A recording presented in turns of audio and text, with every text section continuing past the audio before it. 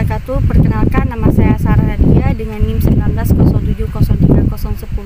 Saya mahasiswa dari Prodi Biologi, Fakultas Sains dan Teknologi. Di sini saya akan membuat video tentang pengendalian hama pada tanaman tomat. Baik, di sini ada anak pemilik dari kebun tanaman tomat ini. Saya akan mewawancarai beliau dan bertanya sedikit tentang tumbuhan tomat ini.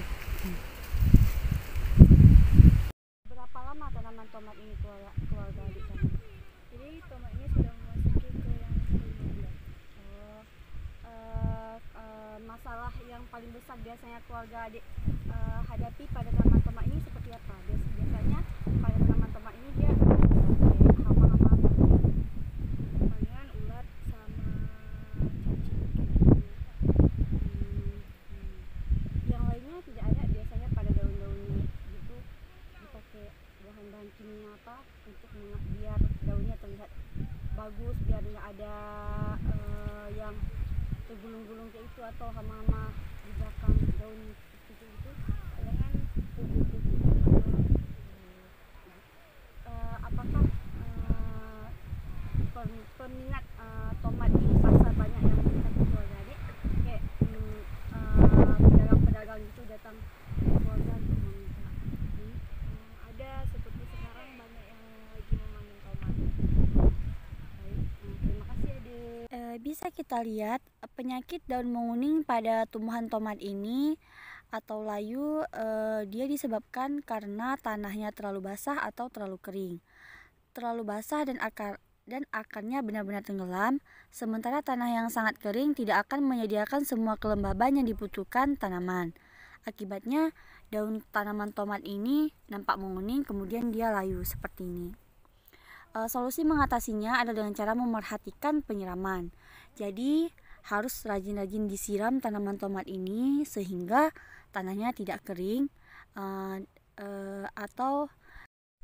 tomat ini merupakan sebuah tanaman yang sangat penting bagi kehidupan masyarakat di Indonesia. Biasanya masyarakat Indonesia ini dia menggunakan tomat ini untuk sebagai alat dapur. Kemudian manfaat dari tomat ini dia bisa membantu menurunkan risiko gangguan jantung, memulihkan fungsi lever, kemudian mengobati diare, dan tomat ini juga bisa untuk menghilangkan jerawat.